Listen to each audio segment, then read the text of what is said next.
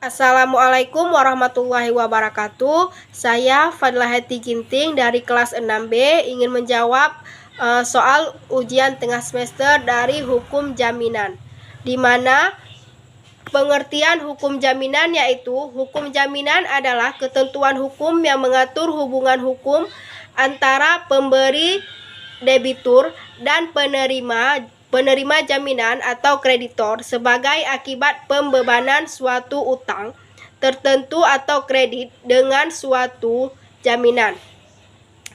Yang kedua yaitu objek dan ruang lingkup hukum jaminan, di mana ruang lingkup kajian hukum jaminan meliputi jaminan umum dan jaminan khusus, di mana jaminan khusus dibagi menjadi dua macam. Yang pertama yaitu jaminan kebendaan dan jaminan perorangan. Dan selanjutnya yaitu objek material hukum jaminan adalah manusia. Objek formal yaitu sudut pandang tertentu terhadap objek materialnya. Yang selanjutnya yaitu pengertian jaminan, di mana pengertian jaminan adalah tanggungan atas pinjaman yang diterima atau garansi atau janji seseorang untuk menanggungnya utang atau kewajiban tersebut tidak terpenuhi. Yang selanjutnya yaitu syarat dan manfaat benda jaminan, di mana syarat-syarat benda jaminan yaitu dapat secara mudah membantu memperoleh kredit oleh pihak yang memerlukannya. Yang kedua yaitu tidak melemahkan potensi atau kekuatan si pencari kredit untuk melakukan atau meneruskannya. Yang ketiga yaitu memberi kepastian kepada si kreditur dalam arti bahwa barang jaminan setiap waktu tersedia untuk dieksekusi, bila perlu dapat mudah diuangkan untuk melunasi hutangnya si penerima kredit. Adapun manfaat dari jaminan yaitu jaminan mempunyai kedudukan dan manfaat yang sangat penting dalam menunjang pembangunan ekonomi.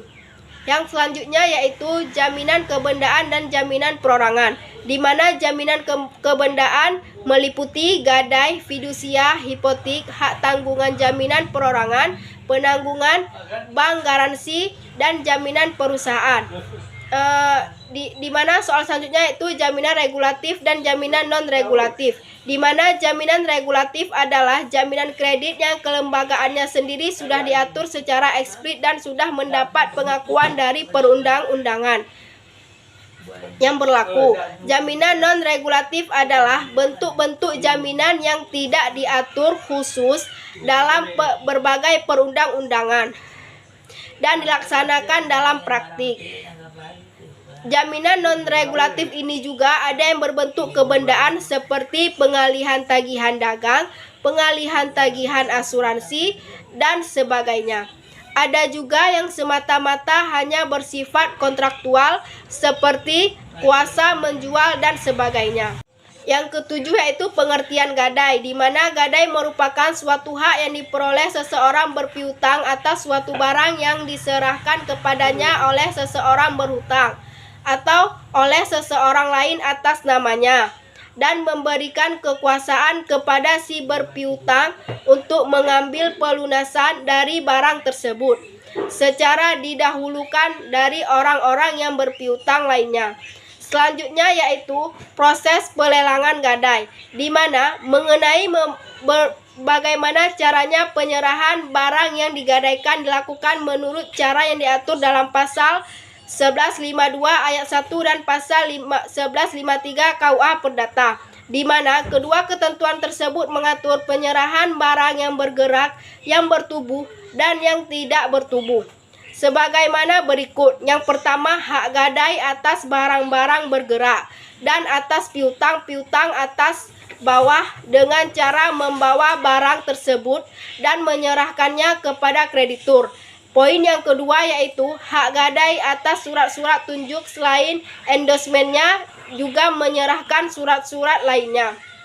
Yang ketiga yaitu hak gadai atas barang-barang bergerak yang tidak bertubuh, kecuali surat-surat tunjuk atau surat-surat bahwa dengan cara memberitahukan perjanjian gadai kepada kreditur.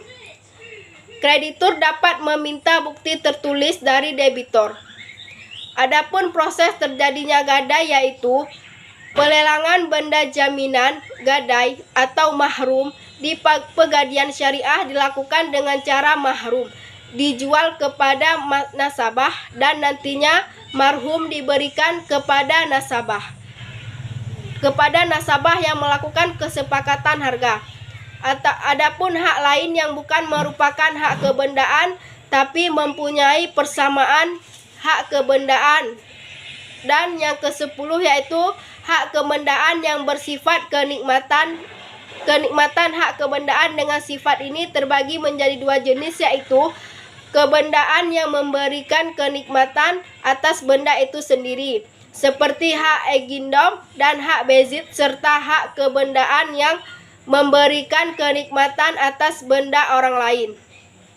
Misalnya seperti hak postal, hak efek, hak memungut hasil, hak pakai, dan hak mendiami.